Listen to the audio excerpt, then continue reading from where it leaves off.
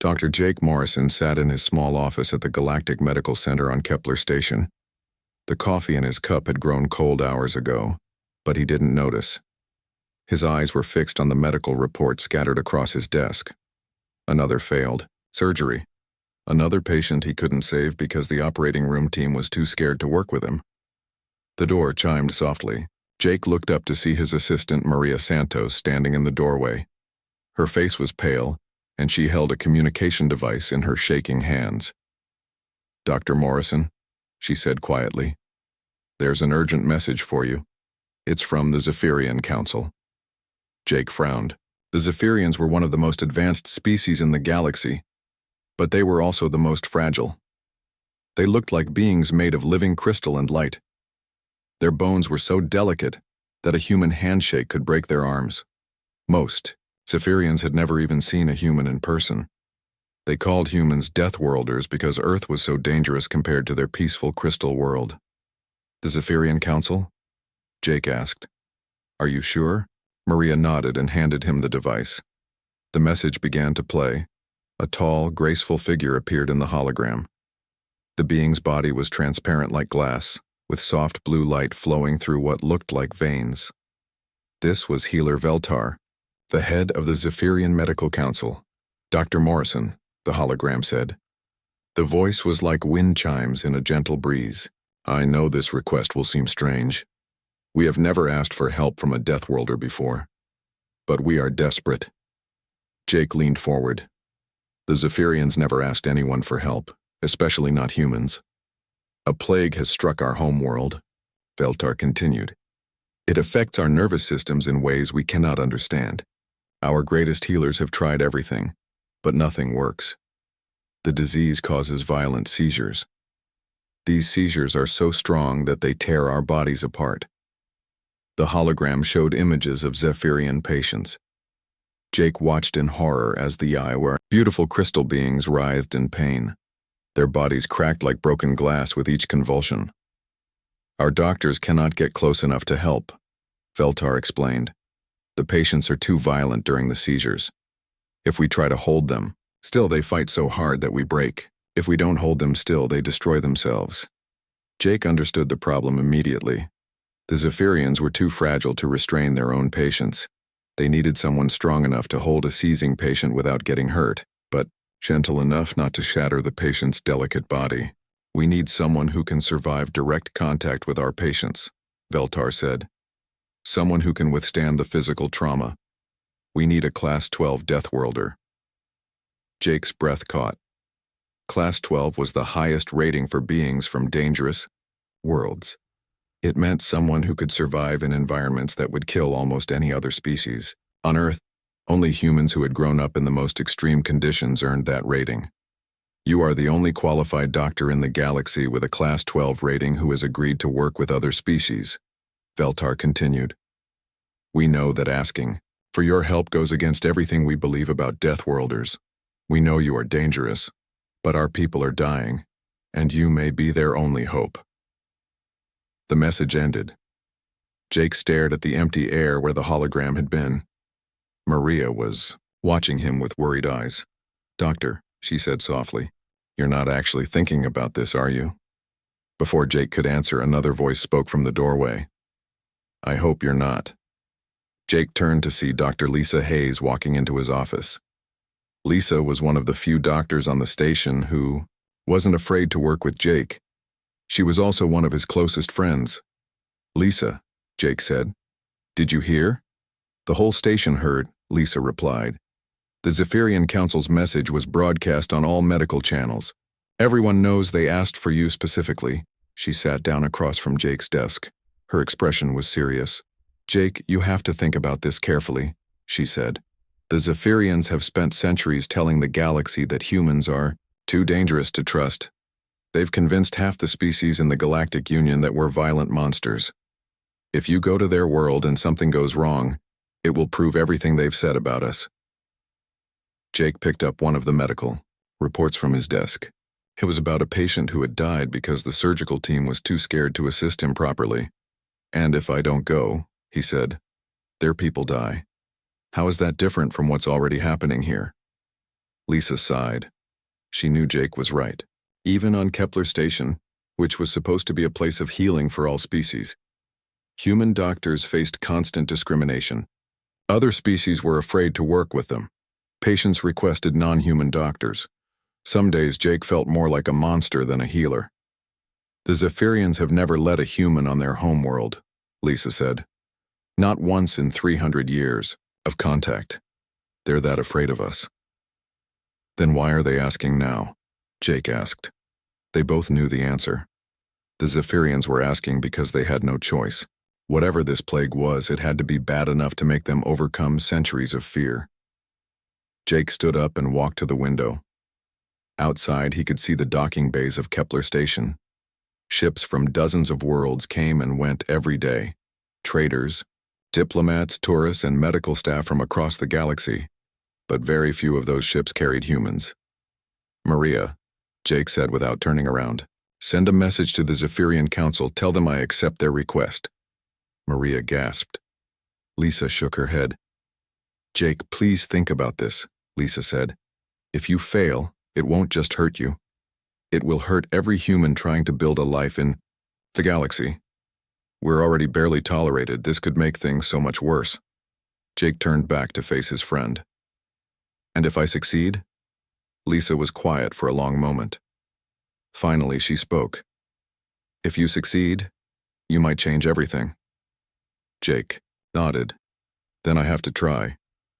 The next few hours were a blur of preparation. Jake had to review everything known about Zaphirian biology. He had to pack medical supplies that would work on a species made of living crystal. He had to arrange transport to a world that had never allowed a human visitor. As he worked, Jake thought about the message from Healer Veltar. The fear in the alien's voice had been real. So had the desperation. Somewhere on a crystal world far from Earth, people were dying, and their own doctors couldn't save them. Jake was a doctor. He had sworn an oath to help anyone who needed healing, regardless of their species. The fact that the Zaphirians were afraid of him didn't change that oath. But as he packed his bags, Jake couldn't shake the feeling that he was about to walk into something much bigger than a medical crisis. The Zaphirians had spent centuries building walls between themselves and the rest of the galaxy. Now they were asking the most feared species in the galaxy to tear those walls down. Jake just hoped he was strong enough for what was coming. The medical transport ship Endeavor dropped out of hyperspace with a gentle shudder.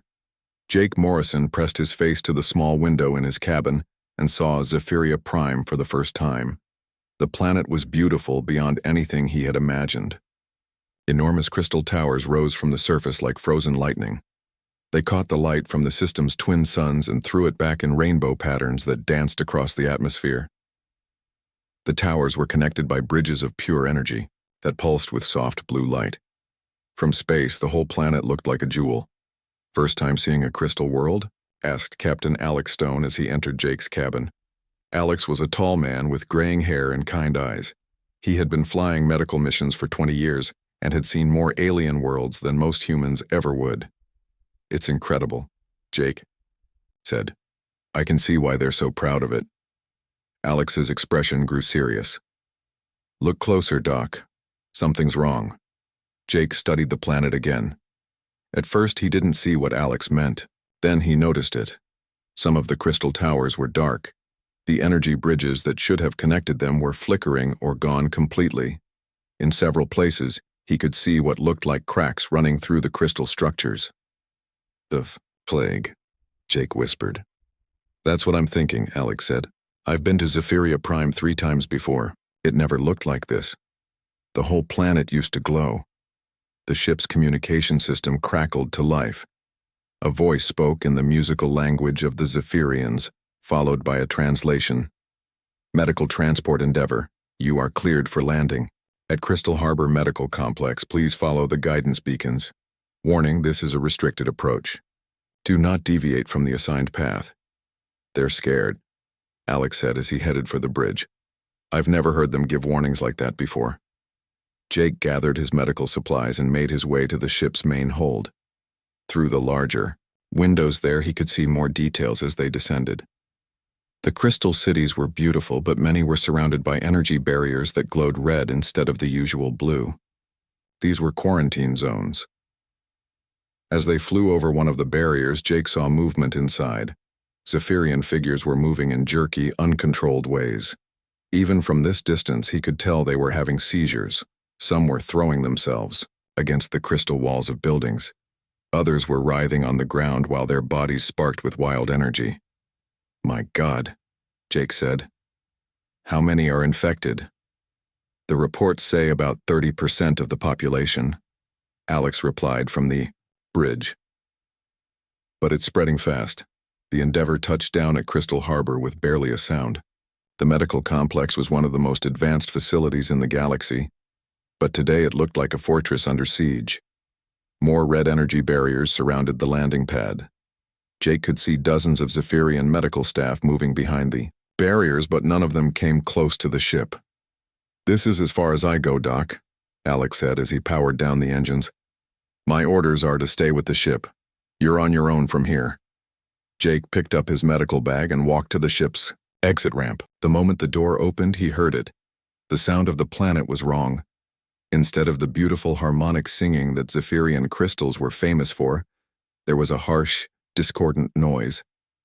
It was like listening to a broken musical instrument, trying to play a song. A figure approached from behind one of the energy barriers. Jake recognized healer Veltar from the message. In person, the Zaphirian was even more delicate than Jake had expected. The being's crystal body was tall and thin, with light flowing through it like liquid starlight. Every movement was graceful and careful, but Veltar was also clearly terrified. The healer stopped at least 10 feet away from Jake and spoke through a translation device. "Dr. Morrison," Veltar said, "we are grateful that you have come, but we must establish protocols for your safety and ours." Jake could see other Zaphirian medical staff watching from behind the barriers. None of them came any closer. "I understand," Jake said. "What do you need me to know?" "Your species is very strong," Veltar said. "We have studied human physiology. Your handshake could break our bones. Your normal walking pace could knock us down. We need to be very careful." Jake nodded. He had worked with fragile species before, but never ones quite this delicate. "Can you show me to the patients?" he asked. Veltar led him through several energy barriers. Each one required a different security code. The Zaphirian explained that the barriers were not just for quarantine, but also to protect the medical staff from the violent patients. "The infected become unpredictable," Veltar said. "They lose control of their bodies. They strike out at anyone who comes near. For us, even a weak blow can be fatal." They entered a large medical ward that would have been beautiful under normal circumstances. The walls were made of singing crystal that normally provided healing energy. But now the crystals were cracked and their song was broken. In the center of the room were dozens of medical beds, each surrounded by its own energy barrier. Jake looked at the patients and felt his heart sink. The Zaphirians were suffering in ways he had never seen before. Their crystal bodies were covered in cracks that leaked light instead of blood. Some were convulsing so violently that their beds were shaking. Others were making sounds that were more screams than songs. "How long have they been like this?" Jake asked. "Some for days," Veltar replied. "Others for weeks. We can keep them alive with our machines, but we cannot treat them. Every time we try to get close, they become more violent." Jake watched one patient who looked like a young Zaphirian.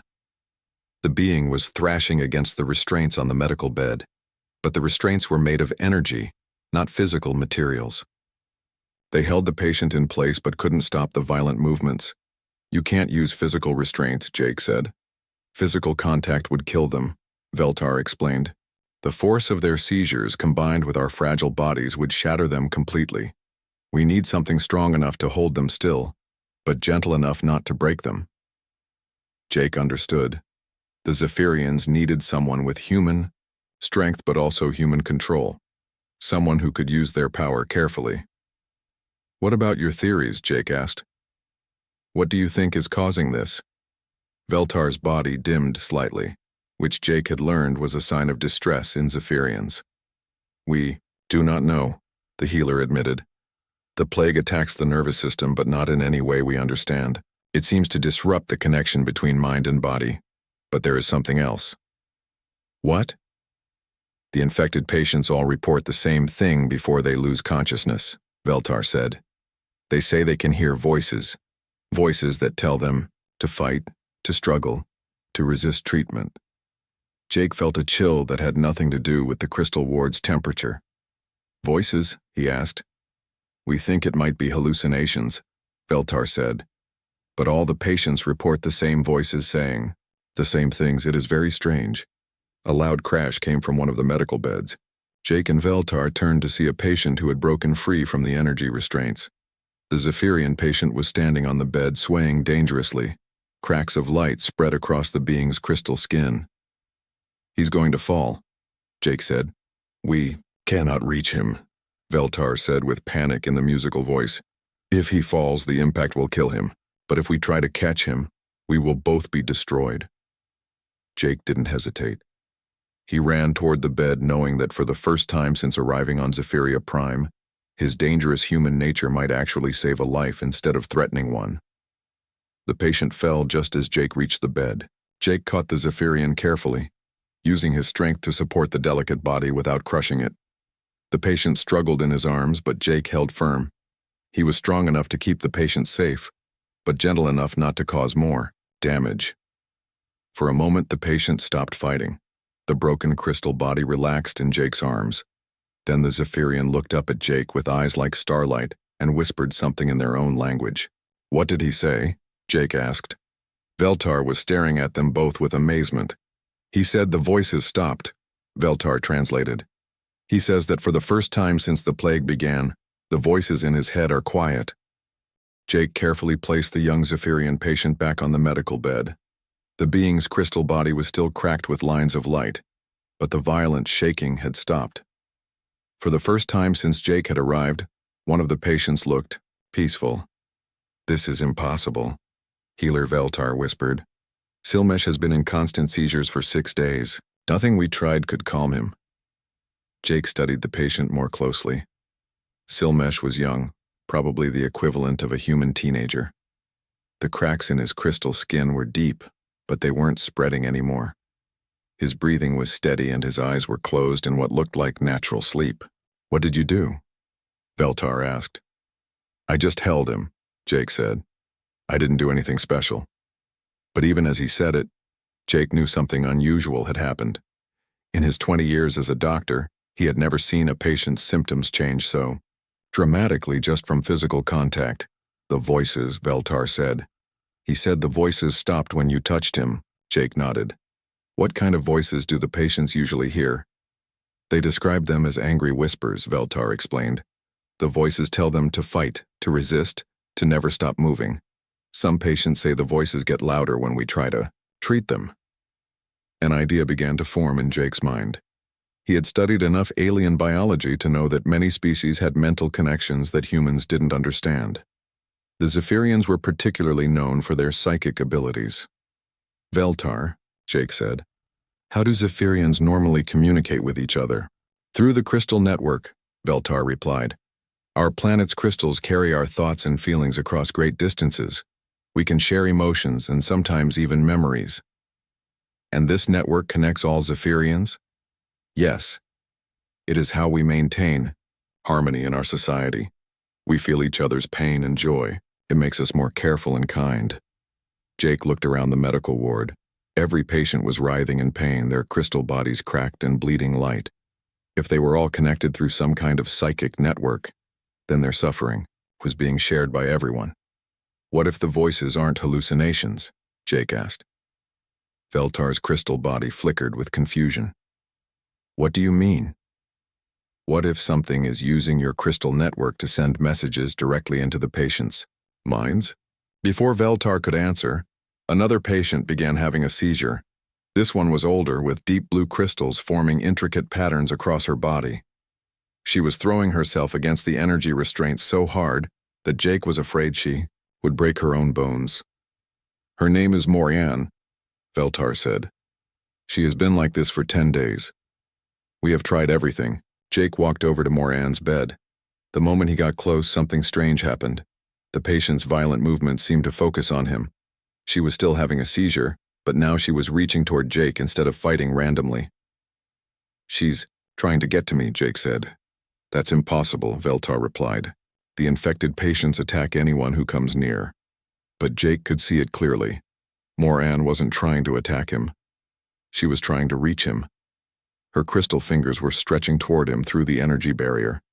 Jake made a decision that would have terrified any other species in the galaxy. He reached through the energy barrier and took Moran's hand. The effect was immediate. The seizure stopped as if someone had flipped a switch.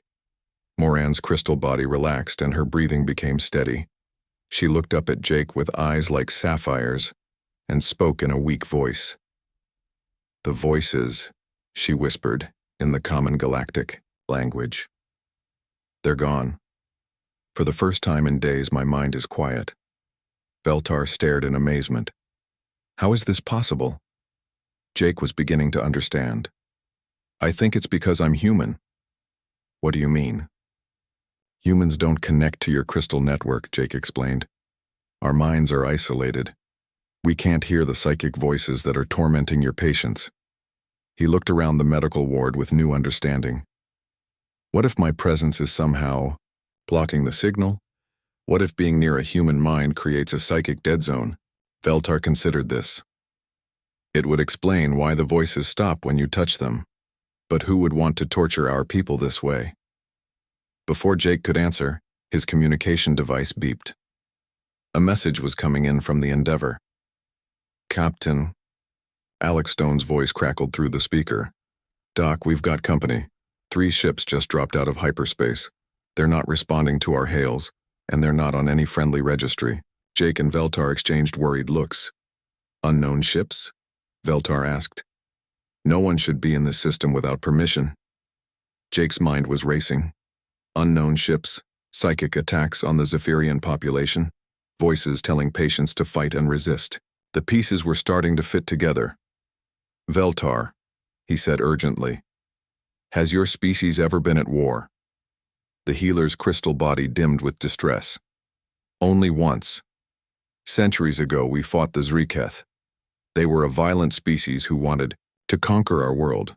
We defeated them, but barely. What happened to them? They were exiled from this part of the galaxy. We thought they were gone forever." Jake felt a chill of understanding. "I don't think they're gone. I think they're back, and this plague isn't a disease. It's a weapon." As if to confirm his words, alarms began sounding throughout the medical complex. The crystal walls flickered, with red warning lights. An announcement echoed through the facility in the Zaphirian language, followed by a translation. "All medical staff to emergency stations. Unknown hostile vessels have entered the system. Prepare for possible attack." Jake looked at the patients around him. They were all suffering because of some kind of psychic weapon that was using the Zaphirians' own crystal network against them. The attackers knew exactly how to hurt this species in the most effective way possible. "We need to get more patients stabilized," Jake said. "If those ships are here to finish what the plague started, we need to save as many people as we can." Veltar nodded but looked worried. "There are thousands of infected patients across the planet. You cannot touch them all." Jake thought about this problem. He was only one human, and there were so many patients. But maybe he didn't need to touch them all personally. "What if we brought them together?" he asked. "What if we concentrated as many patients as possible in one place, close to me?" "That would be very dangerous," Veltar said. "So many violent patients in one area could cause chaos." "Or," Jake said, "it could create a large enough psychic dead zone to help all of them at once." Another alarm sounded. This time, the message was more urgent. "Hostile ships have launched attack vessels. All personnel to emergency positions." Jake made his decision. "We're going to try it. Get as many patients as you can to the main medical center. I'll stay there and see how many I can help at once." Veltar hesitated. "Dr. Morrison, if this doesn't work, you could be trapped in a room full of violent patients. Even with your strength, that could be fatal." Jake looked at Silmesh and Moran, both now resting peacefully because of his presence. Then he looked at the dozens of other patients still writhing in pain. "It's worth the risk," he said. "Besides, I'm starting to think that being a dangerous Deathworlder might be exactly what your people need right now." As medical staff began moving patients throughout the complex, Jake prepared for the biggest gamble of his career. He was betting that his human nature, the very thing that made other species fear him, could save an entire world. Outside, the first explosions began to light up the crystal sky. The explosions outside grew louder as Jake helped medical staff move patients into the main treatment center. The room was huge, with crystal walls that reached high into the ceiling. Under normal circumstances, it would have been beautiful. Now it looked like a battlefield hospital. Dozens of infected Zaphirians were being brought in on floating medical beds. Each patient was still having seizures, their crystal bodies cracking and sparking with uncontrolled energy. The sound was terrible, a mix of screaming and the harsh noise of breaking crystal. "This is madness," Veltar said as more patients arrived. "We've never put this many violent patients in one place." Jake stood in the center of the room. Already, he could see that the patients closest to him were beginning to calm down. Their seizures were less violent, and some had stopped thrashing completely. "It's working," he said. "Look at the ones near me." Veltar studied the patients. Jake was right. The Zaphirians within about 20 feet of the human doctor were noticeably calmer. Their crystal bodies were still cracked, but the cracks weren't spreading anymore. "How many can we fit in here?" Jake asked. "Maybe 200, Veltar replied. "But Dr. Morrison, there are thousands of infected patients across the planet." Jake felt the weight of that number. 200 patients would be a good start, but it wouldn't be enough. He needed to find a way to help everyone. Another explosion shook the building. This one was much closer. Through the crystal walls, Jake could see ships flying overhead. They were dark and angular, nothing like the graceful Zaphirian vessels. These had to be the Zriketh attack ships. "How long do we have?" Jake asked. "Not long," Veltar said. "Our defense systems are not built for war. The Zriketh ships will break through soon." Jake's communication device crackled to life. Captain Alex Stone's voice came through, but it was hard to hear over the sound of weapons fire. "Doc, we've got a problem. The attack ships are targeting the crystal towers. They're trying to destroy the planet's network." Jake understood immediately. If the Zriketh destroyed the crystal network, they would cut off the Zaphirians' connection to each other. But it would also stop the psychic weapon that was causing the plague. "Alex," Jake said into the communicator, "can you scan the planet's core? Look for anything that doesn't belong there." "The core?" "Doc, that's miles underground. Why would I scan there?" "Because that's where they hid the weapon," Jake said. "The psychic signal has to be coming from somewhere central to reach the whole planet." There was a pause as Alex ran the scans. When he came back, his voice was grim. "You're right, Doc. There's something down there. It's made of the same material as those attack ships. Definitely not Zaphirian." Jake felt his heart racing. "How deep?" "About 12 miles down, right in the center of the planet's core. The environment down there would kill most species instantly. Crushing pressure, toxic gases, temperatures hot enough to melt steel."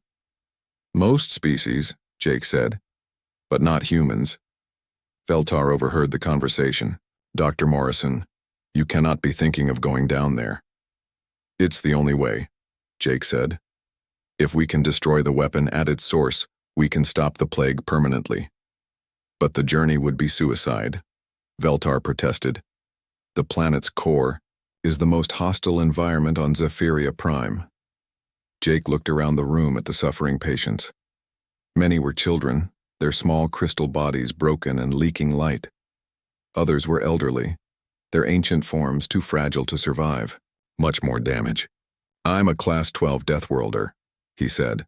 "I was born on Earth where the environment tries to kill you every day. If anyone can survive the trip to your planet's core, it's me." Another explosion, even closer this time.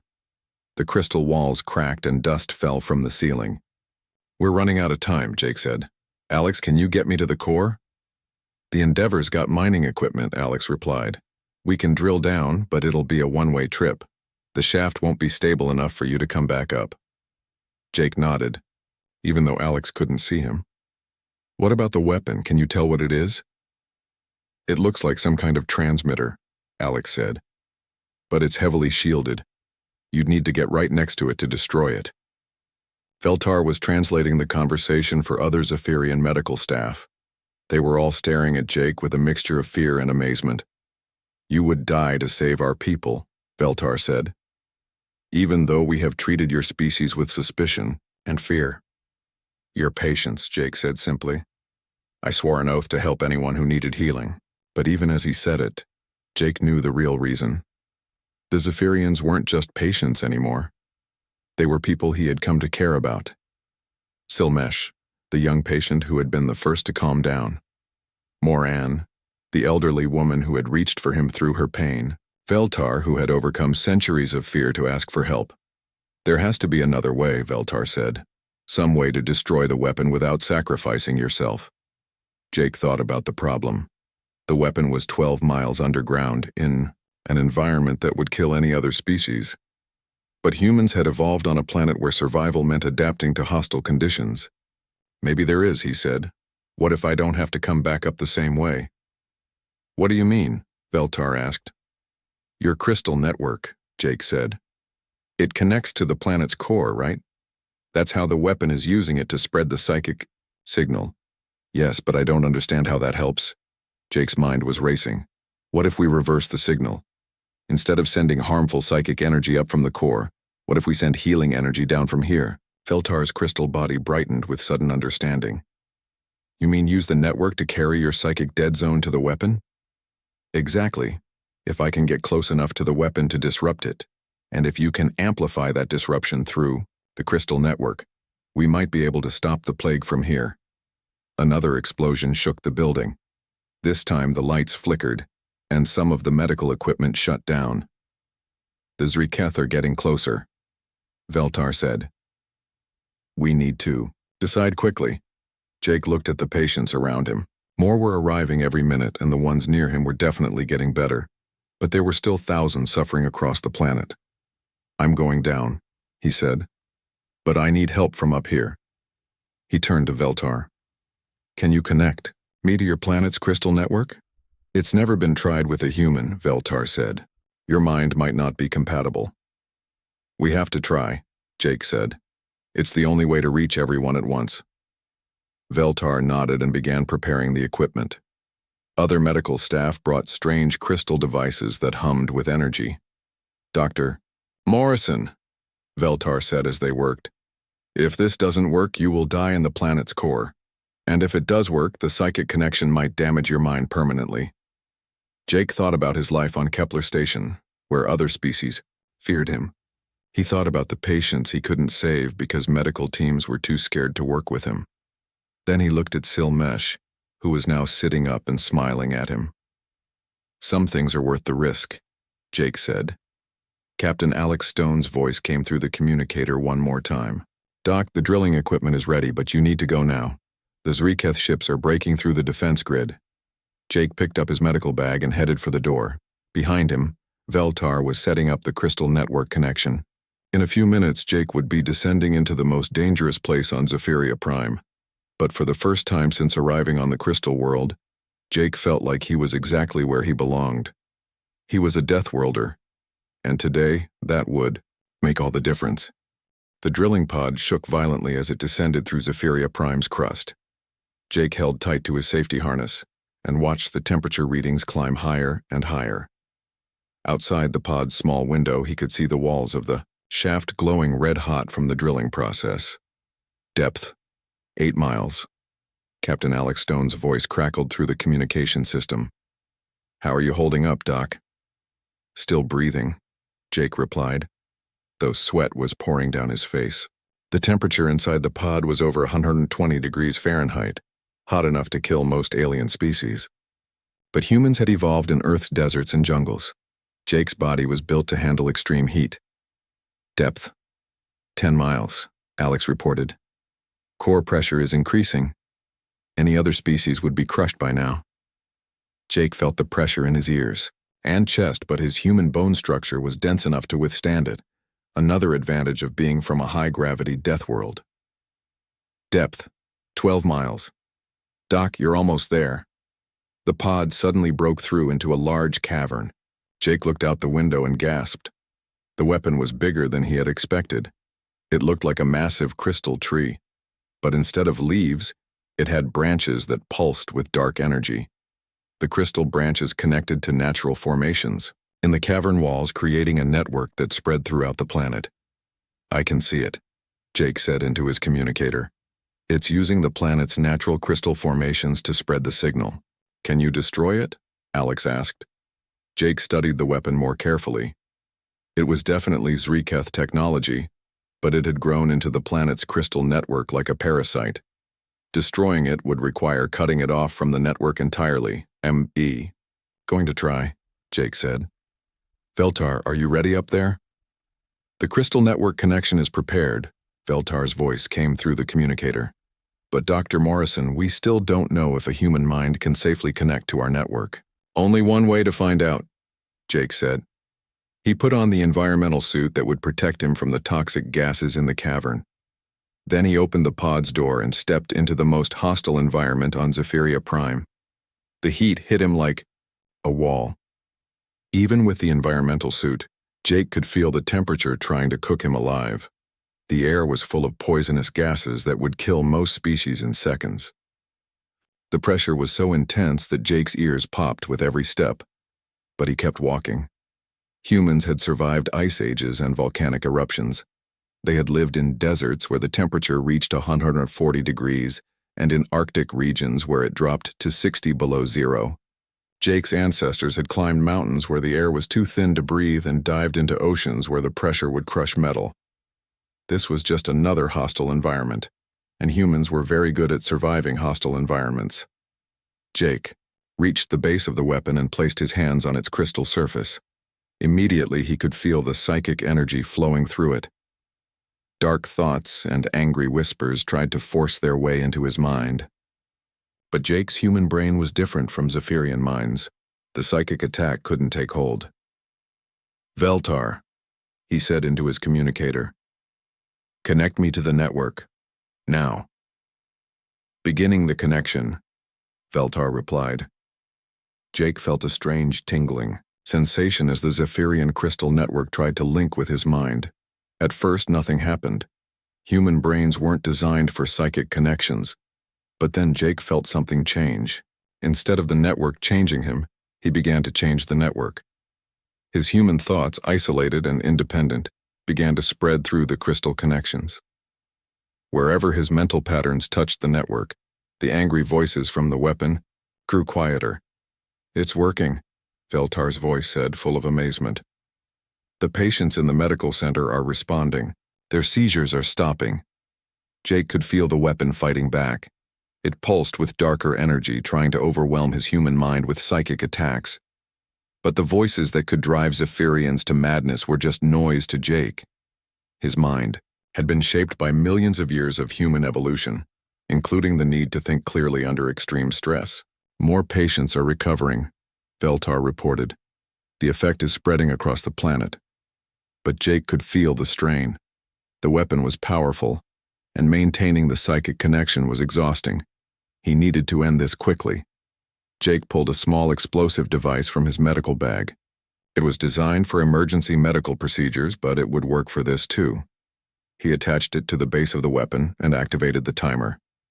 Veltar, I'm going to destroy the weapon, he said.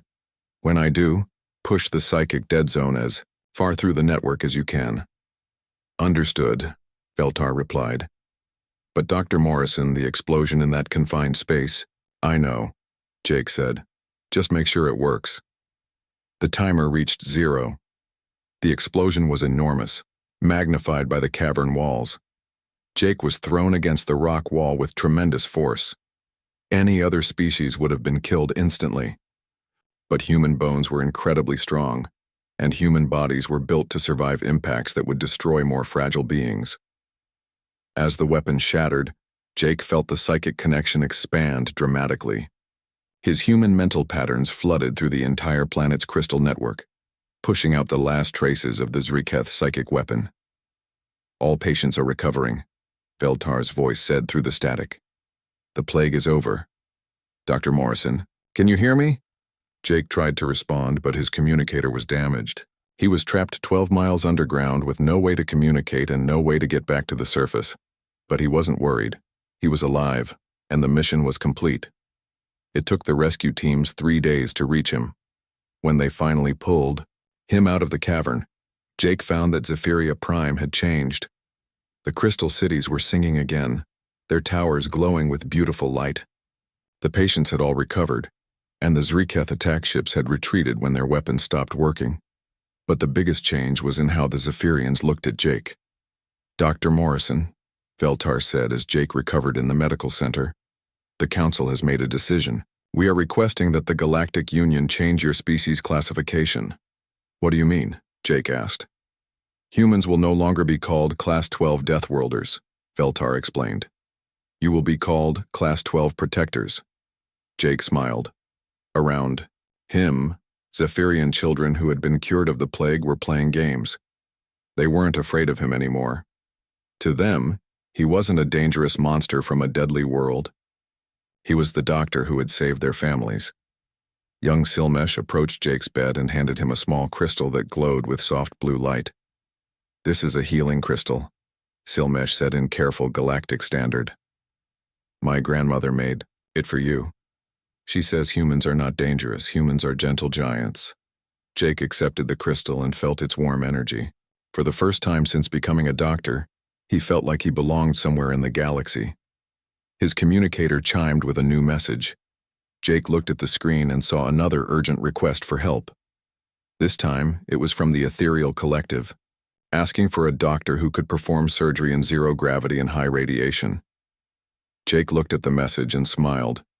Being a Deathworlder had always made him different. Now he understood that different was exactly what the galaxy needed. "Veltar," he said, "do you know anything about zero-gravity surgery?" The Zaphirian's crystal body brightened with what Jake had learned was laughter. "I think," Veltar said, "that's a job for a Class 12 Protector.